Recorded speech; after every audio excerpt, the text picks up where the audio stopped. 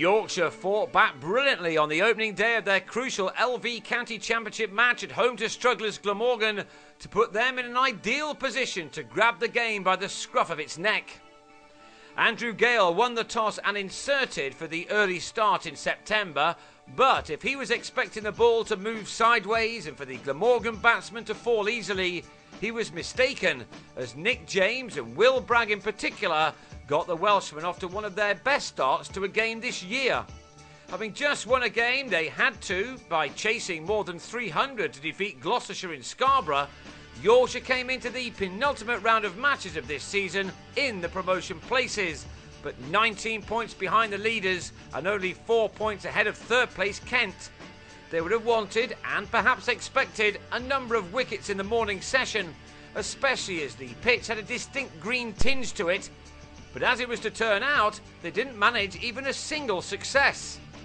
They did have one chance as Adam Lyth spilled a tough opportunity at slip to let James off the bowling of Azim Rafiq. Bragg was the freer scorer of the two Glamorgan openers, and he went to a fine 50 with his 10th four off his 83rd delivery. This was not what Yorkshire would have been anticipating. Bragg has been a little inconsistent with the bat this summer, and this was just the fourth time he'd reached a 50. On none of the three other occasions had he been able to convert that into 100, but he was looking in impressive form here on what was one of the better days of the summer in terms of the weather in Leeds. Finally, 20 minutes after lunch and after trying for 37 overs, Yorkshire got their much needed breakthrough as James nicked a wide ball from Ryan's side bottom behind. That ended an opening partnership of 124. Bragg now moved on to 92 for his best score of the season, only to fall 8 runs short of his ton when he edged Steve Patterson to Andrew Hodd. Glamorgan had given a first-class debut to David Lloyd, a 20-year-old beneficiary of the Tom Maynard Trust, and he now is at the crease with Stuart Walters, who'd scratched around a bit at the start of his innings, but was now looking to continue his recent excellent form. Lloyd, understandably nervous, had seen out 7 balls without getting off the mark, and then to his 8th he edged a drive off Patterson to Hodd.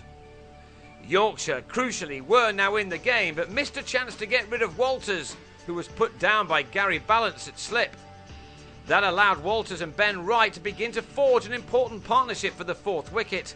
Glamorgan may well have been after points in an attempt to avoid finishing with the wooden spoon this season, but the reason they're near the foot of the table was really down to their efforts in the first half of the season, not the second.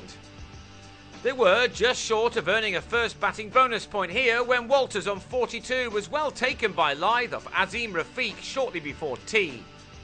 The imminent break didn't stop the new batsman, Jim Allenby, from launching the spinner back over his head for 6 to just the 5th ball that he'd faced. So Glamorgan were still well placed when the players came out for the final session of the day, but this was a time for the promotion hopefuls to fight back. Sidebottom started it by having Wright LBW for 24. 221 for 4 soon became 223 for 7 as Anthony McGrath had Allenby taken at slip by Lyth for 14. And then 5 balls later, the bowler dismissed Graham Wagg for a duck. Now Yorkshire were upwardly mobile. All the hard work of the morning was being undone for Glamorgan. John Glover was bowled by Patterson. Just before the second new ball was due, Mark Wallace was spectacularly caught by Phil Jakes at short leg. It's a take that is well worth seeing again for both the anticipation and reaction from the fielder. From 221 for 4, Glamorgan were dismissed for 272, as Patterson claimed his 4th wicket and gave the on-loan Hodd his 4th catch behind the sticks. It had been a wonderful session for the home side. Joe Root and Lyth then ensured that it stayed that way by seeing out an awkward-looking 6 overs at the end. After an indifferent morning for Yorkshire, they had finished the day on top.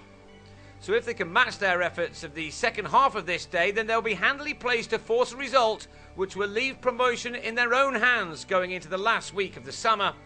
Yorkshire will resume on day 2 on 20 without loss, 252 runs adrift.